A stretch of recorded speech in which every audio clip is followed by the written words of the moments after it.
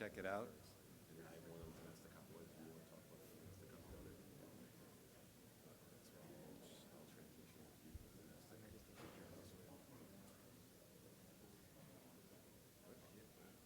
You want to take questions during or after? Wait till the end?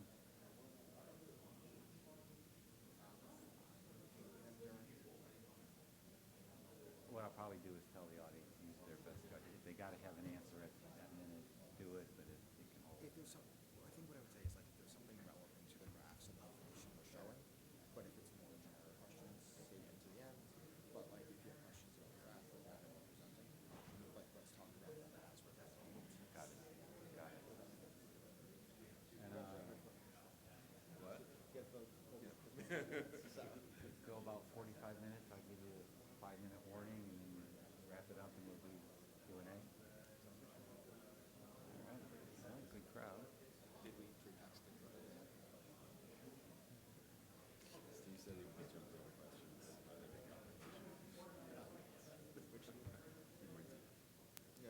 Welcome, folks. I need to have the folks in the back row move up to the front row, please, so John Chavaco doesn't slap me around after this. just move up if you can. You guys, thanks. Come on. He's the only guy I know that can order people to do stuff and make them feel good about it. I haven't got that skill, so thank you very much for moving up. We'll get started in just a second here. So we're okay using this mic. Okay, great.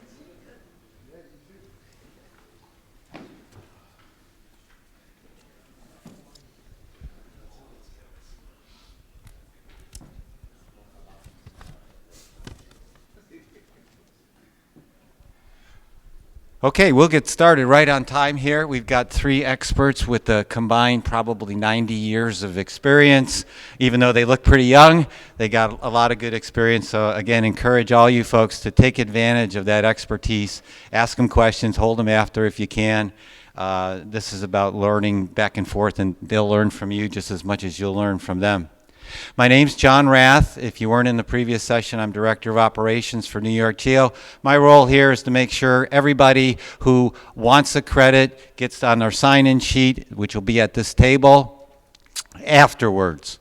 And we'll try to make that smooth because you're headed to lunch afterwards. This is a PDH credit, Heat Pump Performance and Commissioning. And we've got 3 folks, one being Dan Flaherty from CDM Smith. He's a project manager with all kinds of projects under his belt, maybe best known for the Eversource Massachusetts Thermal Energy Network project. Who knows? But 25 years of great background experience. Dalton Hill-Whitson is the Vice President of the U.S. Sales for Unilux Industries. He's on industries focused with residential HVAC and concentrates, I guess, on high rises. High rises. Okay, so we have an international flavor to our panel and somebody that really understands sales, marketing, public relations. That's his expertise. And finally, but not least, Zach Fink, who is our leader of the NY-GEO, one of the leaders of our NY-GEO board. He's held the position of vice president for us for a number of years, and he's a big contributor to the financial review of this conference. In addition, he's an ICSPA accredited installer, and he leads the business, I guess, founder, president, CEO, dishwasher of ZBF Geothermal. He's our man kind of in the lower New York area. With that, I'm going to turn it over to who's ever going first, and please give him a warm welcome.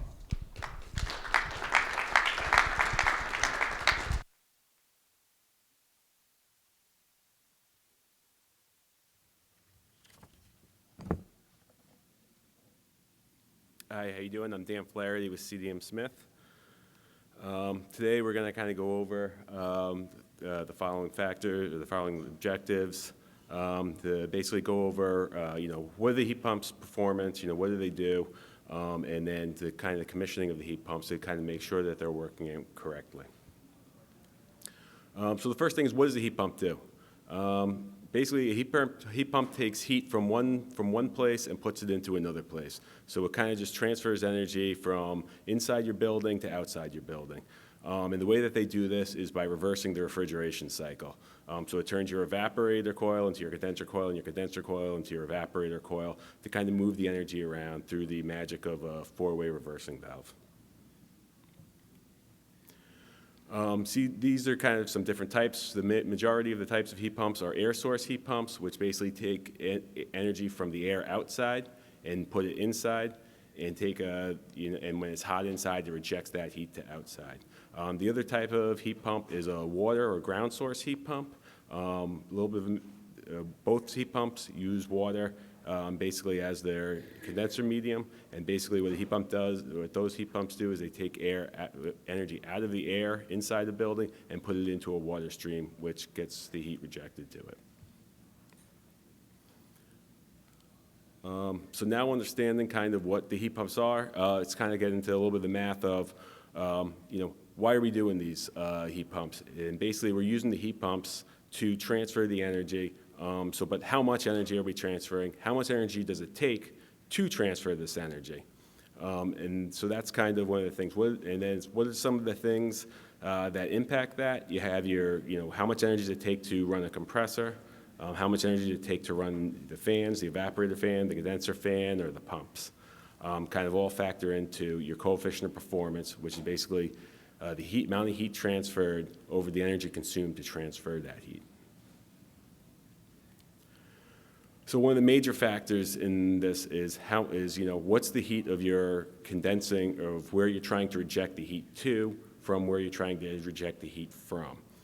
So like on an air source system, it would be like how much, if you're trying to air condition in the middle of summer, what's the temperature of the air outside? Because it's harder to move the heat from inside to outside when it's hot outside. When it's cooler outside, it's easier to reject that heat to the outside. And so that kind of reflects in the coefficient of performance that you can kind of see that we kind of graphed here, which shows the heating and the cooling, the heating COP and the cooling COP kind of trending off as it gets the COP gets lower as it gets colder, and the cooling, the COP gets lower as it gets warmer.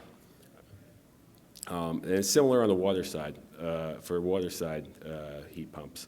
When the water source heat pumps are in heating cooling mode, it's basically when the water is warmer, it's easier to take heat out of it. When the water is cooler, it's easier to air condition. So this is kind of a graph of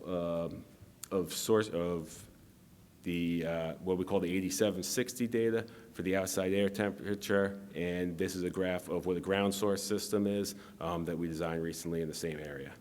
So you can see the air temperature kind of goes a lot lower and goes higher than the water in our system, and the water kind of stays kind of consistent more through the year, and that's kind of how we like to design these the geothermal systems. So we kind of went through and we calculated some coefficients of performance on some of the systems to kind of graph in the next upcoming graphs. The procedure we used for the air source was from ASHRAE 90.1, performance rating method reference manual, and basically we looked at using the outside air adjustment for both the heating and the cooling, and we held the evaporator or the inside temperature and wet bulb consistent when we plotted these graphs. For the water source units, we used published manufacturers' data, and similarly we held the interior dry bulb and wet bulb sensor temperatures constant. So this is a graph of calculated air source, the coefficient of performance versus the ambient temperature. The black line is the ambient temperature going down and being low in wintertime and higher in summertime, and you can kind of see the coefficient of performance in the blue line for the cooling, where there's not blue dots is basically where they're not doing any cooling, and there's not red dots not doing any heating. But you can see the kind of the coefficient of performance tracks with the outside air temperature, showing the kind of relationship between the two. And this just kind of graphically puts it out there of how these systems perform. This is a graph of a ground source heat pump, and we're graphing this against geothermal supply temperature. And this kind of shows you similarly, the black line is the condenser water or the geothermal supply temperature, and the coefficient of performance kind of changes goes up and down with the temperature of the water, and using these heat pumps. And this graph is just kind of is here to show you, like, here's the difference of the coefficient of performance if we graph it over the same period of an air source system and a ground source system. With the air source system being shown in kind of the brighter blue and the brighter red, and the ground source system being shown in the darker blue and red. And you can kind of see the advantage in the coefficient of performance that the ground source system has over the air source system, which kind of shows you the power of the geothermal systems in reducing energy consumption.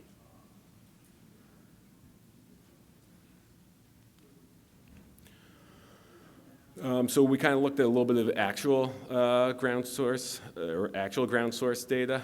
We didn't have a ton of data to work with, so we kind of wanted to show what the effect was during the freezing cold temperatures that we all experienced back in February, when it was about 4 or 5 degrees outside for a period of days, and just kind of show what some local buildings, one in Queens and one in Brooklyn, how they performed during that period, to kind of show that the resilience of the geothermal system. So the first building was in Queens. It's primarily residential, about an 8-story building. It used closed-loop U-bends. And the loads on it were heating, cooling, and domestic hot water. Building 2, similar building. It was in Brooklyn. It's a little bit bigger, 26 stories, closed-loop U-bends, and it's also had the similar loads of heating, cooling, and domestic hot water. So the first building, you kind of see the black lines are the geothermal supply and return water temperatures, and the blue line is the ambient temperature outside. So you can see when the ambient temperature went down really low on February 6th, that the geothermal system kind of went down with it, but it kind of rebounded back out, took a couple days, and just kind of kept plugging along on that lower value right around 50 degrees. So this kind of shows that the mass and everything in the geothermal system kind of helped balance out that really low peak design temperature. So this is kind of just a summary of a little bit more of what the building 1 performance was, the observed temperatures and the coefficients of performance of the equipment in that building. And we look at the second building. They had kind of similar data, similar results, where the inertia of the geothermal system kind of was able to handle the really low temperature on February 6th and kind of get back to normal and continue operating along when it's back inside of its design envelope. And this is some of the data points of that. When we had the 99.6 degree temperature for Brooklyn was 13.5 degrees, and we were seeing 4 degrees outside. It just kind of showed how well the system performed during that. So now I'll bring it up to Zach. Zach, you want to go over domestic hot water?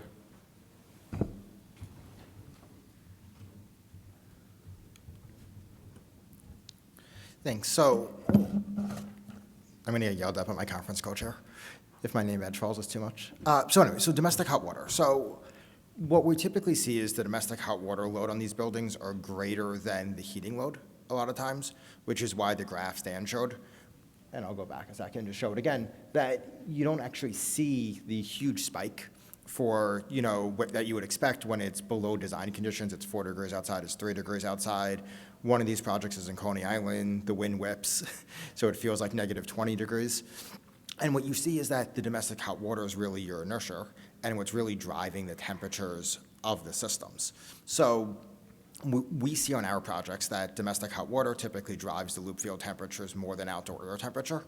And the amount of storage on your domestic hot water systems really impacts that and is one of the biggest factors. So if you can spread out your domestic hot water recovery to 16 to 20 hours and it kind of always runs in the background, you don't have this big peaking load.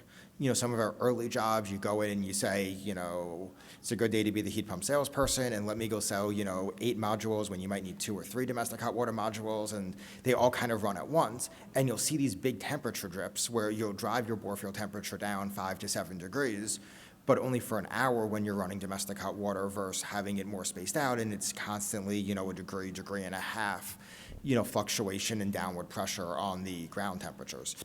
And that ends up being lower efficiencies to all your heat pumps, lower efficiencies to your domestic hot water, a greater lift on your domestic hot water system, and then lower efficiencies on your terminal heat pumps as well. The other thing to toss out on that is we do have some buildings that we're implementing more advanced controls, where if you do have the flip side, it's not a 0-degree day in February, it's a 100-degree day in July. Maybe you want to fire up all the domestic hot water modules to lower your peak temperature if, everyone's coming home from work at 7 o'clock and are lowering their temperature. So can you use domestic hot water on the flip side as well to improve your building COP for that way? So yeah, and with that, I'll hand it off to Dalton to talk about commissioning. That was quick, Zach. Yeah. I thought you'd go for a lot longer than that. Thanks for having me, everybody. Dalton Hill-Whitson. Appreciate the great turnout. This is my first time speaking at NY-GEO, so like I say, really appreciative of all you guys showing up. So one of the things that we talked about when we were kind of discussing actual versus design performance on ground source heat pump systems, part of the conversation was commissioning, especially from an in-suite perspective when we're talking about water source or ground source heat pumps, specifically in the suite. One of the things that's going to get us as close to that design performance as possible is a great job commissioning and making sure that everything that we've got designed is actually being implemented properly. So what is the importance of commissioning? There's really going to be 2 things that I touch on pretty consistently throughout this. It's going to be performance of the units in the suite and actually the longevity of the equipment. And I think in a geothermal application where we're talking about having these systems up and running for as long as possible, making the payback period make sense, and having, like I say, operate for a long period of time, having long-lasting equipment is a huge part of that. So we want to make sure it's protected, operating properly, and like I say, meeting the design points. So performance, we want to commission a building condenser water loop to ensure that it's properly within that design performance. There's plenty of smart engineers out there doing their load calculations, making sure that the loop temperature is operating at the correct temperature for the needs of that building. And so when we put together a performance schedule for the in-suite equipment, we often look back to what that overall building system is going to look like, and we want to make sure that we're as close to that as possible, specifically with things like flows, entering water temperatures, entering air temperatures, making sure that, like you say, the real world situation is as close to those design parameters as we can possibly get. And then, yeah, commissioning also helps ensure that everyone's done their scope correctly. So it means that the mechanical contractors install the equipment properly, the folks that inspect the ground loop have done a proper job there. Even the people that are supposed to ultimately put glycol into the system have done that job. You'd be surprised that sometimes there's gaps in that. We're working on one job in Detroit where it was our commissioning team that highlighted to the entire project that there was no glycol in the system and that they were about to turn it on without that. And there was no, hey, let's go back and double check it. There was no actual plan in place to get started without it, that somebody just forgot it. It wasn't part of their check. And something like that could have a real long-term impact on the system itself. And then, like I say, longevity of the equipment, making sure that we're within our manufacturer specifications as well as the design specifications. We're going to make sure that you get the most life out of the in-suite heat pump equipment as possible. So how do you commission a geothermal heat pump system, specifically on the building condenser water loop? So we're going to go through a few things here. Again, besides having power, there's a few things that I'm going to constantly touch on, and a lot of them stem from the water side of things. So clean water is essential for operation. Daniel talked about rejecting heat back into that loop. Well, that works when you have clean, treated water. It's the best way to actually make that energy transfer. We've seen plenty of jobs in the real world where there's mud in the water system, and I'm not saying that as in like it's dirty water. I mean, we're actually dealing with sludge in some of these systems because there's been poor water treatment or no water treatment. So when you encounter those types of situations, you're immediately going to impact the overall performance of the system in terms of, like I say, the performance as well as the longevity. So we want clean water, and that's essential for our operation. So removing all the debris from the water system, that could be dirt, sediment, fibers, things that are have built up over time as you're working in that site and as you're operating on that site. Different things get caught in the water line. So like I say, appropriate treatment should be done. So a lot of the times we actually try and catch these in riser system strainers and filters, which is something that definitely encourage on every job. And then making sure it's cleaned multiple times during a startup. I mean, Zach and Tyler and I are involved in one opportunity here in Brooklyn where they're talking about flushing the system upwards of 5 times to make sure that that water is clean. And those types of practices really ensure you're going to get the specified performance out of that piece of equipment. I talked about the introduction of glycol, so making sure that one, glycol is critical for ground source heat pumps in many cases due to the low condenser water temperatures.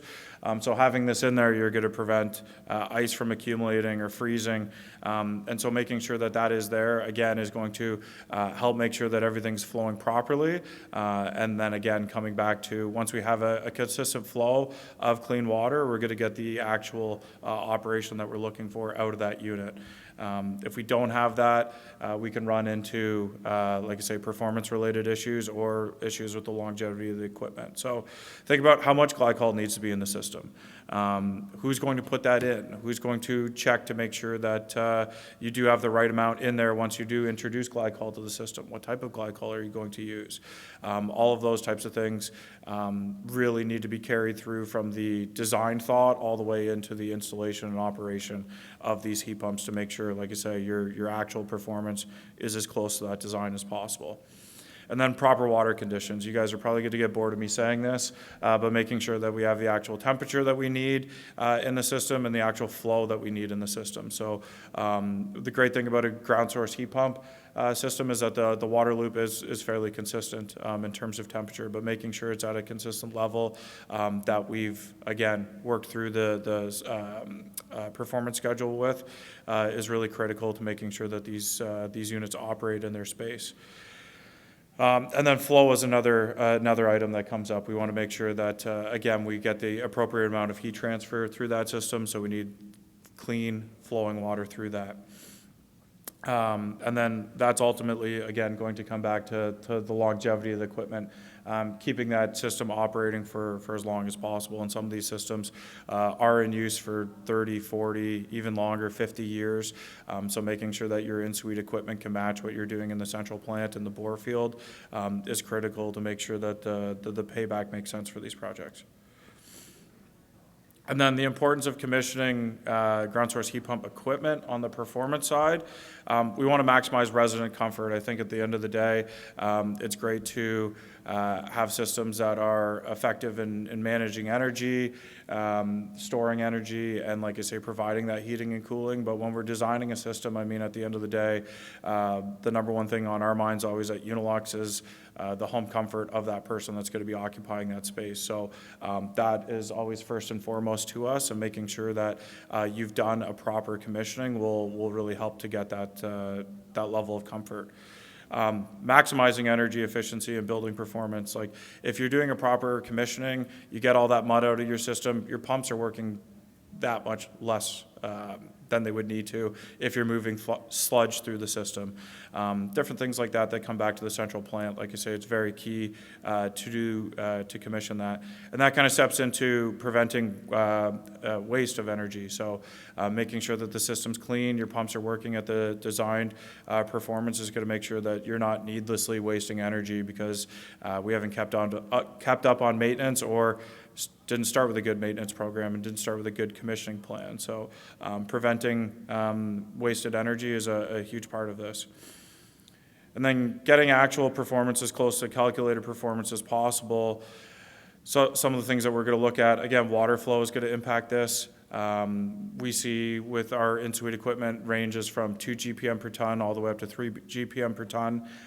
Any less than that or any more than that will have design impact. So making sure that we're in that range for each specified unit is very important.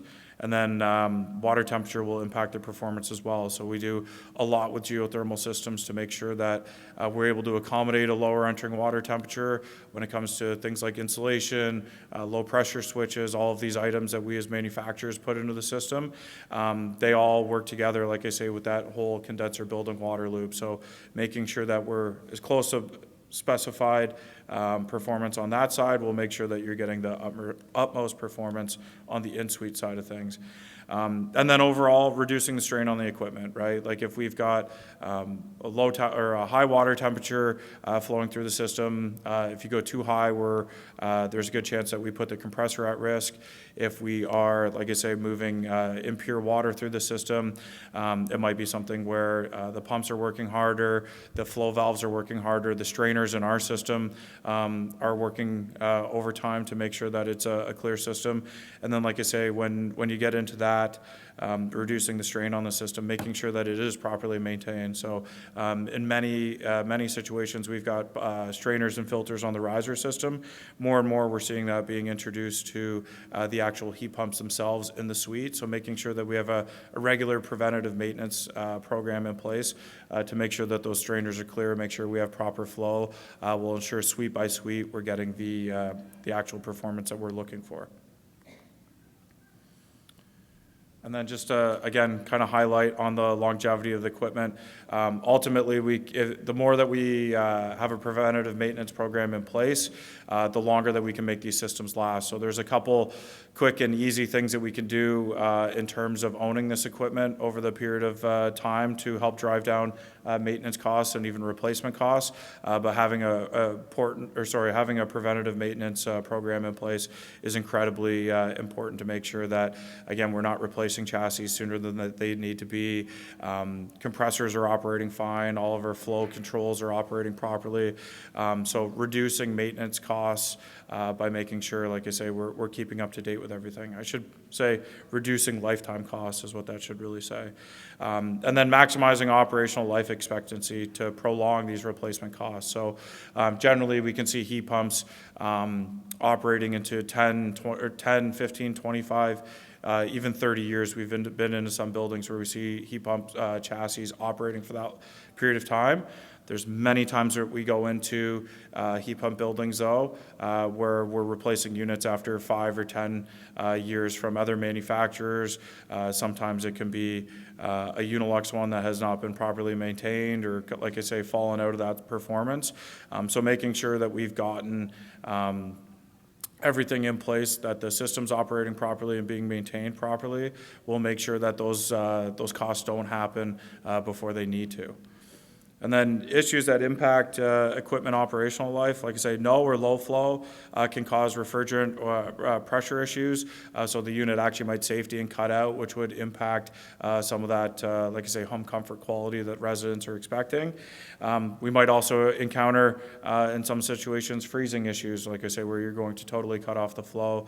And again, that's a scenario where we're either putting the equipment at risk or that home comfort at risk. Too much flow can increase stress on the system, and components are working overtime. So too much flow through valves, circuit setters can have an impact on the system over time. It's also going to make your pumps work a lot harder in your building, and some of your drives working in overtime. So making sure that, like I say, all the components of the system are working to their specifications, going to make sure that they're all working together hand in hand.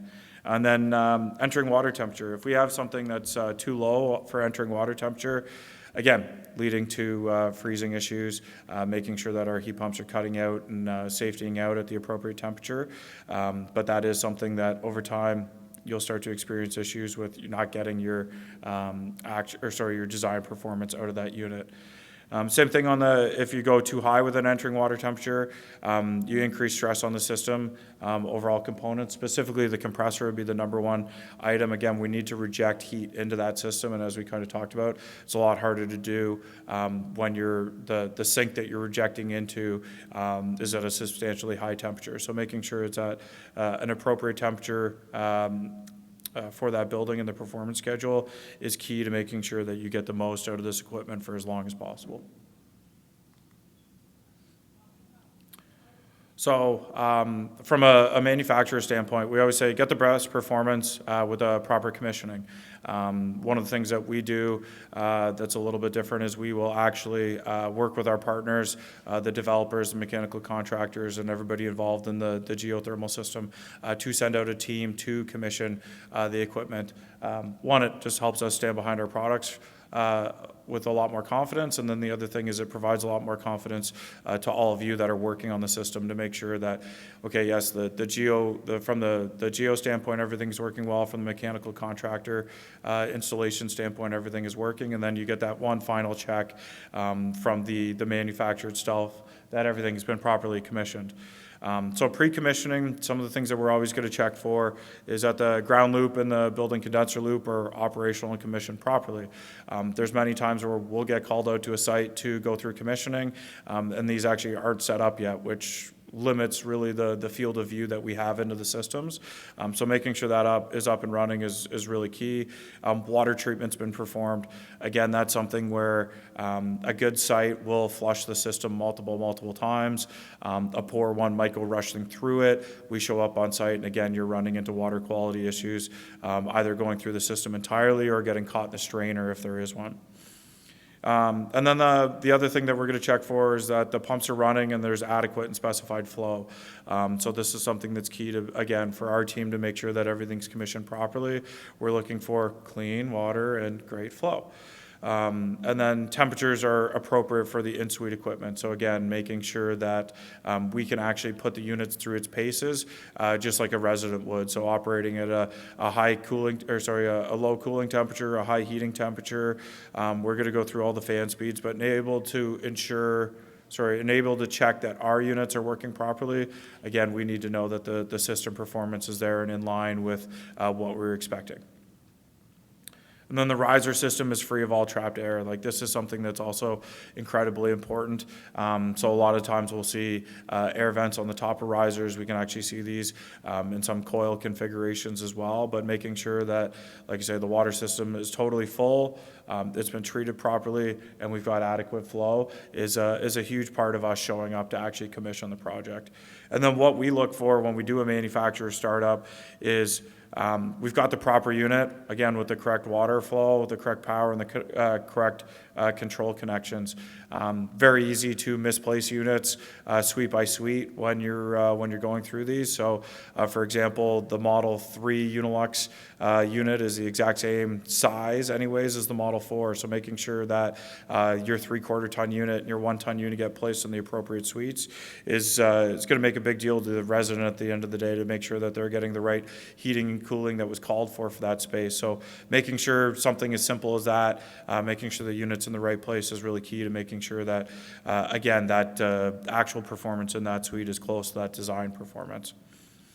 Ensure the riser valves are open and riser openings are properly sealed. Some of the things that we always see is we'll go to commission a job and one of the riser valves will be open, the other one won't be. It makes it tough to commission.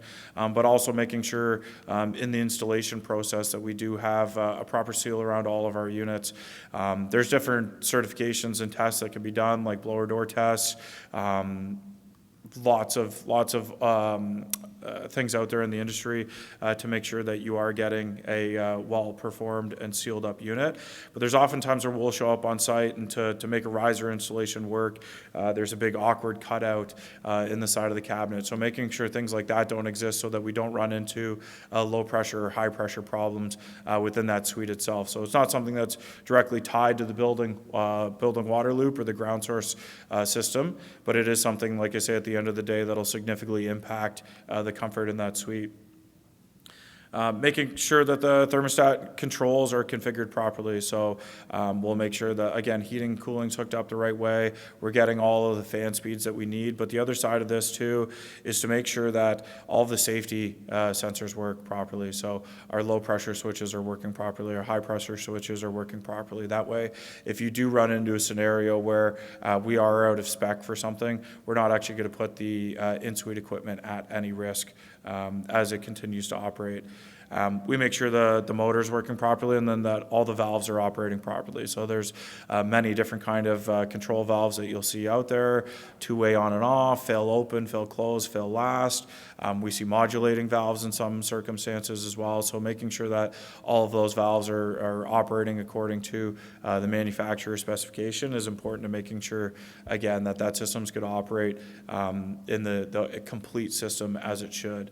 And one thing to keep in mind too is if you start to have certain systems or certain suites in a geothermal system start to behave, I don't know, let's call it funny or out of spec, ultimately it can start to impact the rest of the system depending on how many of those units are having issues. It's something that is really great about the geothermal system is you can borrow and kind of extract and inject energy as required to the system. But like I say, they are all kind of, as much as you have individual zone control, they are all kind of tied together. And then we document all of this, so I think it's really important for any building operator to have this kind of documentation. I know you get commissioning results from all of the other components that are going into the system, so it's really important to have this so that you can fall back on it if anything should arise. So from most manufacturers, I know Unilux is included in that, you'll get the run test reports from the factory, you'll get our commissioning reports in the field, and then like I say, it's something that you can use to help triangulate how that unit is performing over the course of its life. So you can see if you do run into a service issue or a maintenance issue later on down the road, see how it performed in the facility, how it performed at commissioning time, and then how it's performing in real time to help make sure that, like I say, you're in line with the specifications. And then third-party commissioning agent. I mean, this is always important. You should always have one of these. But final commissioning and building handover. This goes hand in hand with us providing a commissioning report on the in-suite equipment is how that full system is going to perform. And like I say, handing that over to the building owner and the property manager. So I had to put some slides like this in here for the PDH credit. But assessment of the learning evaluation, what are the key benefits we're going to take away from this? I think from the in-suite perspective, you guys have heard it enough. Clean water, proper flow of water, and making sure, like I say, that temperature is also in range with what's been specified. And then really we start to get into some of the boring speaker bios. So I think at this point I want to turn it over to Zach or any questions. How do you want to do this?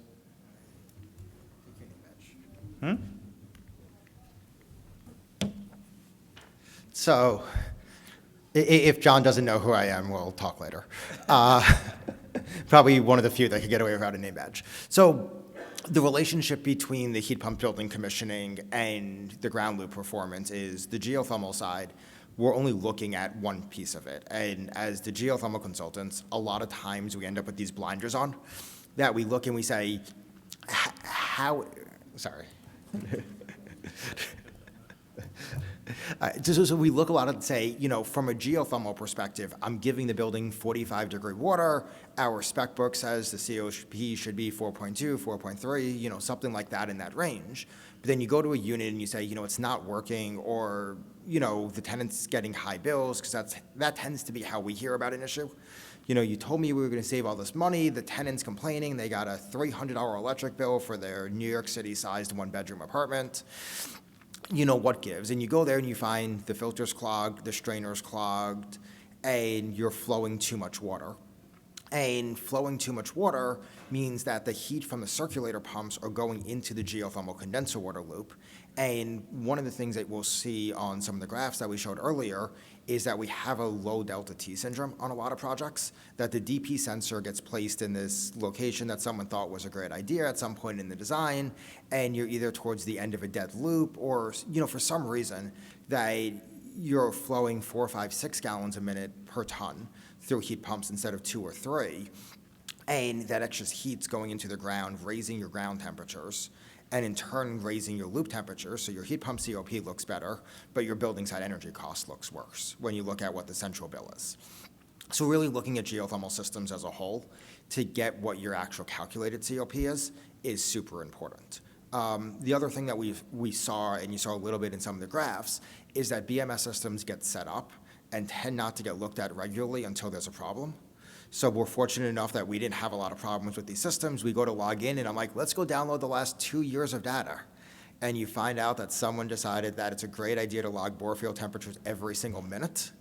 And now you only have 6 months of data instead of 10 years of storage of data on the systems. When you look at bore field data and you set it up on a BMS system, hourly is fine for long-term trend data.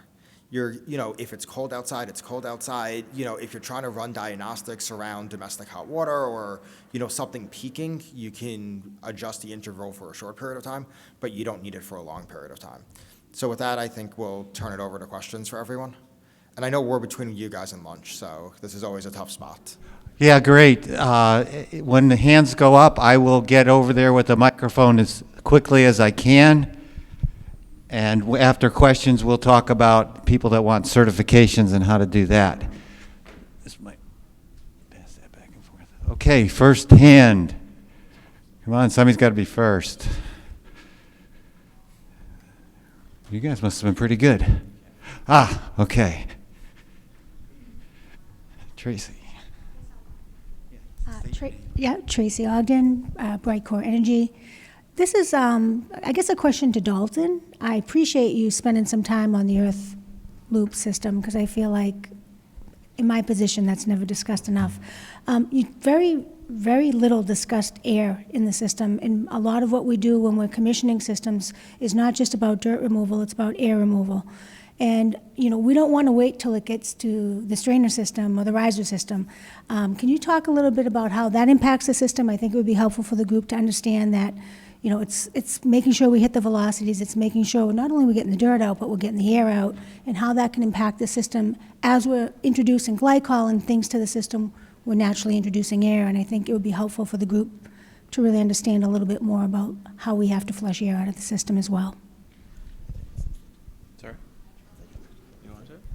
You got an answer for it? All right, so the challenge is, and so a lot of the early geothermal projects for high rises, you didn't see heat exchanger isolation between the building and the ground. So the way mechanical contractors typically flush a building in New York City and a lot of high-rise markets is they fill dump, fill dump, fill dump, fill dump, and you fill your risers, you get all the air to the top, you have high vents, and then you dump it out, and over time, all your air goes to the ground, up. When you have a geothermal project, now you have ground loops that are 500, 800, 1,000, 1,500 feet. It seems like the sky's the limit to how deep we'll go. And instead of that air finding its way to the high vents, it gets trapped in the ground loops, and you don't have heat transfer through those ground loops. Air will flow around it, water will flow around it, and you won't transfer heat. So you need to move about 2 feet per second velocity in order to dislodge the air, somewhere between 4 and 5 feet per second velocity to discharge any dirt and debris. So if you have a heat exchanger in the building, the building contractor can handle the mechanical system the same way they normally would, fill dump, even though that's not geothermal industry best practice, that's typically the mechanical system's best practice.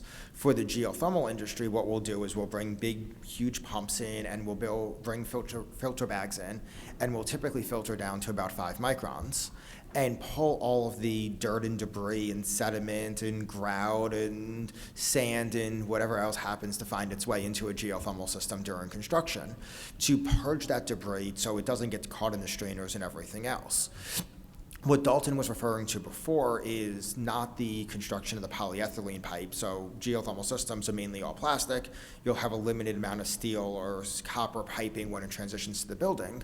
But building pipes is typically iron piping these days, welded steel piping put together. And that has, a lot of flaking in it.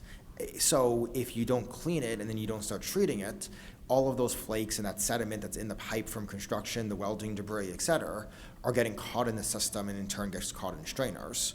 And it's a different type of flushing that happens on a building side than a ground side. Do you have anything to add? Or? Next question.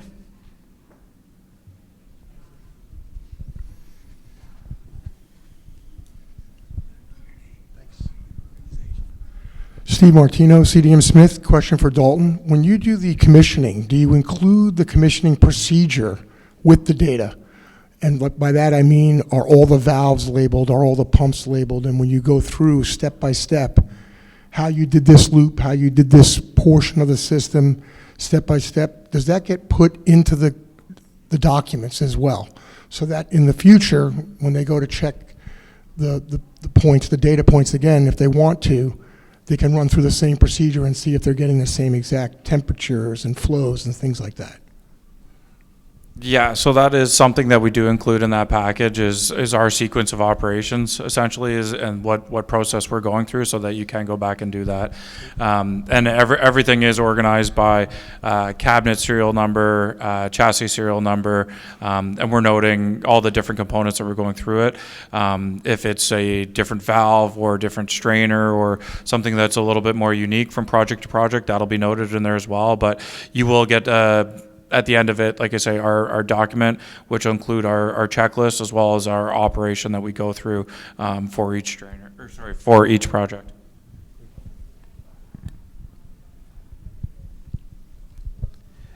Khalid Yusuf with Pyramid Energy Engineering Services, PLLC. How much would the effort to remove dirt and debris be reduced if you have in the spec that all pipes shall be capped during all the construction process and only caps removed when you're adding fluid to the system? How easy it is to apply that? I knew this because one of the district thermal systems I was involved with the PEX pipe, they found a snake in it. So had that been capped at night, as simple as this, that snake would not have been there. So paying attention to the pipe caps, I know it sounds simple and obvious, but does it need to be widely applied and enforced, you think? So I think that's in most of our standard specs. I know it's in my spec book. I know I've spent a lot of time taking photos of pipes on job sites that don't have caps on them and sending nasty emails to people. So, a few things, like in the field. So if we talk about like different segmentations of pipe ends, U-bends need to be open for a period of time to have the filled with fluid to be able to countersink them, to be able to actually put the ground loop in. And then typically they're capped, but then they get cut or, caps removed several points in the process to do incremental flow and pressure testing and come back. So, and during that time you have this dirt environment that sometimes resembles a mud wrestling pit. It's a messy environment. So the workers' hands have some mud in it, it gets into there. But I think best practice is to keep segments of pipes capped. Then in the building side, the pipes are capped, but you're working on a segment of pipe and that's where your larger diameter pipes are. And I think that's where your bigger risk becomes. But also if you look at laydown area, you show up with your truckload of pipe and the GC promised you they're going to have that nice, gravel pad for you to put it on, and turns out, stuff happened, it rained, and now you're putting them on mud. type deal. And, you know, even if, you know, the caps from the factory are these like blue plastic caps, and, you know, you can duct tape them and do other things as well. But you're limited, like at some point you're going to jostle and move these pipes. So unless you come up with a more permanent capping system, and, you know, the way I see it is, it's all, you know, we typically like the geothermal contractor to own the flush of their piping and not be a third-party contractor. So the more sins the contractor has during the implementation, the more time they're going to spend flushing it. And I don't care if you budgeted a week. If you know, if every day I'm talking to you and you say you don't have caps on your pipes and you're letting all this mud in, and I can't believe you're using the tops of the pipes to, you know, rest your grout so all your graphite falls into that borehole. Like at the end of the day, you need to give me a pressure differential. Like New York City code requires a pressure differential on the bore field, you know, for final mechanical sign off. So if you can't pass that pressure differential, like keep flushing. And then on the cap story, we got an end cap out of one of our jobs. Our pressure differential didn't work. We couldn't figure out why. We ended up bringing a bigger pump in and got one of those nice 4-inch blue caps out of the loop field. And the contractor was capping it all away. At some point, the cap, you know, someone must have jostled the pipe. The cap, you know, fell in enough that they didn't see it during fusion. Our inspector didn't see it during fusion. But it happens. And you can flush things like that out, and it just limitations the size of pumps and amount of time typically. Thank you for your answer. This is Khalid Yusuf again. So even the nasty emails did not work. Do you think more eyes on the site need to be there to enforce this quality thing here? Because it's a lot of time to get rid of this dirt. And what I wanted to add, instead of just using strainers, why not use a magnetic dirt and air separator? So this way, you know, it's a bigger volume that can attract the dirt down. It can be flushed easier with less head loss than a strainer. And the top would be the air vents. So I've seen this in a lot of hydronic books and hydronic sites that are paying attention to such detail, and it works better long term than the typical strainers that we know about. I mean, a lot of our jobs do have an air dirt separator on the central system, and you might have incremental strainers elsewhere in the system. Sometimes you do them on every heat pump, sometimes you do them every riser, sometimes you only have them on central equipment. It depends on the size of the building and the piping layout and where you think things might get trapped.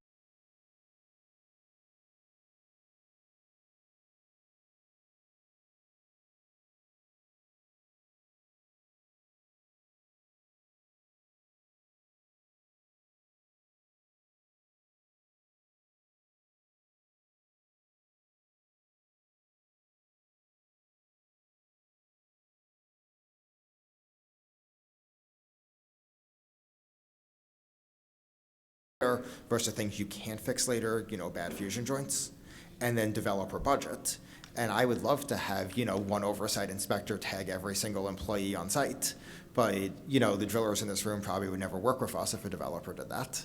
And, you know, at some point, you know, you need to trust the process that you're going to get to a good end product, and know the team, and, you know when to raise the red flags type deal. If it's big gravel getting into the boreholes and into the pipe, we're a lot more concerned about that, because it's tough to flush out 1.5 inch gravel when you have 1.25 inch loops, and that's likely going to plug something up and you're not going to get it out. Versus, you know, some sand from the bedding that I know will be able to flush out of the system and won't clump together and won't really be an issue. And like, that's not the time to, like, you know, start necessarily throwing nonconformances and, you know, stopping the construction process. And when you flush the system well and about to do the final fill,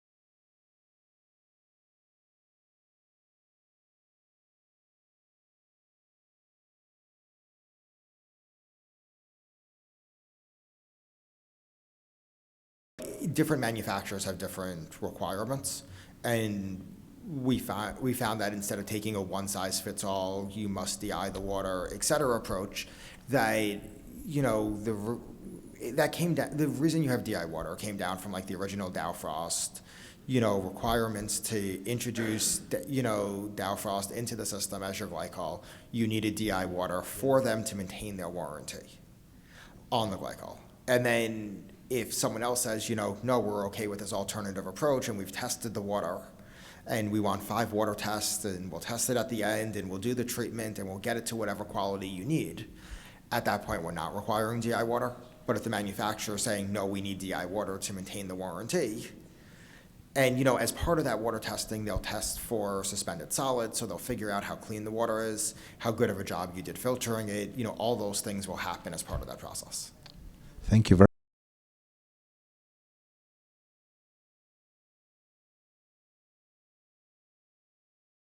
Let's talk about credits for those that want credits. At this table, there's 3 sheets. If you pre-registered, your name is already on a sheet. We need you to just sign your signature. If you didn't sign up for credits in advance, pay your fee, all that kind of stuff, you can write your name in and your email and where we can contact you, and then go over to our registration area and take care of the fees there. Please be patient because 3 sheets and a lot of people we have to just take a minute to get your signature. So the other thing is there's an ad hoc meeting taking place with the NY-CERTA folks, our partners at NY-CERTA, who've been working on residential geothermal to scale it. They went through a process with air source to scale air source, and they've done a pretty good job in talking about training, funding, marketing, those kind of things. So they want to learn how they can do the same thing with geothermal. And we've got to prioritize. We can't do everything. So if you have some time after you visited exhibitors or even before, grab your lunch, go down.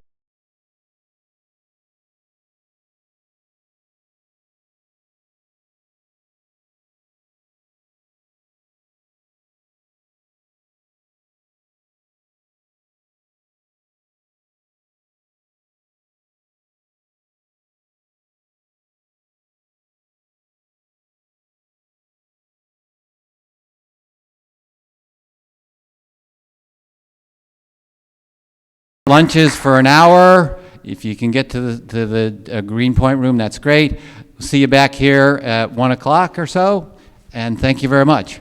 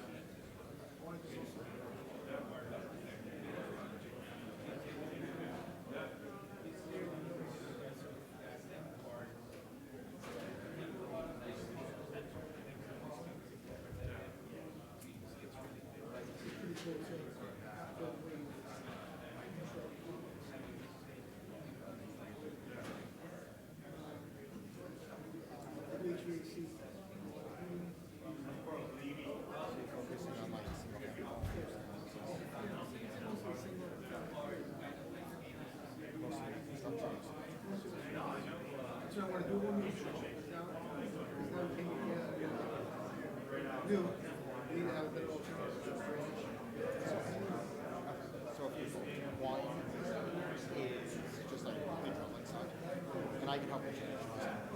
Say, you know, retrofit, you might need to look at access drilling, new construction. New York City will let you front drilling. So like one deep borehole is potentially possible. And then, you know, know, internal units, so figuring out what distribution is, whether you're going to go 1 feet F, or you're going to go more traditional pockets, geothermal. Have you met the guys from Okay, so their booth, if you, they're kind of diagonal to us, in like the base of the big one, and I can introduce you to some of those too. Right, you have to figure out how to get it into the building. Right. You have to worry about any gas pipes.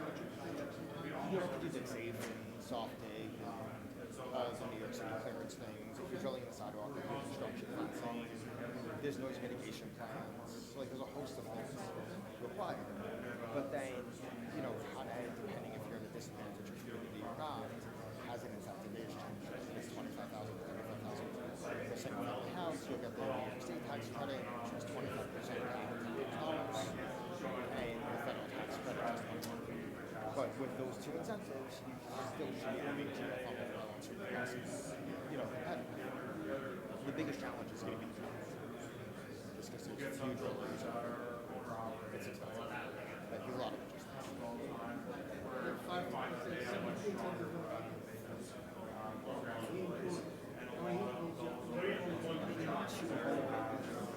Like you either one hole like 850 feet, two holes 400 feet. It depends where your geology is in bedrock. It depends where it's at. So, it's like Brooklyn's a ledge. So if you're like the further away, the further south you get from Canada, the deeper bedrock gets. So like if you're in Bushwick, bedrock's like 350. If Williamsburg bedrock's like 100, 150. You're probably, and I can look it up on the map. I guess is you have to choose. So figuring out what it is. You either want bedrock to shallow, and you're not hitting bedrock at all, bedrock to deep. So like if it's shallow, you set casing until you hit rock and you keep drilling. If it's deep, then you don't need to set casing. And there's a cost factor, so I need to set 300 feet of casing. That's very expensive.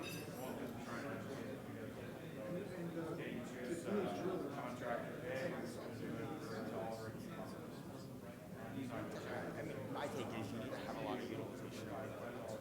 So it's not great to be a driller if you're going to use the equipment, you don't want to for a long time. If you have 50 retrofits a year, it's probably 3 to 4 days of work. But now that you have enough utilization, and you know, like full drilling setup, even limited access drilling, ground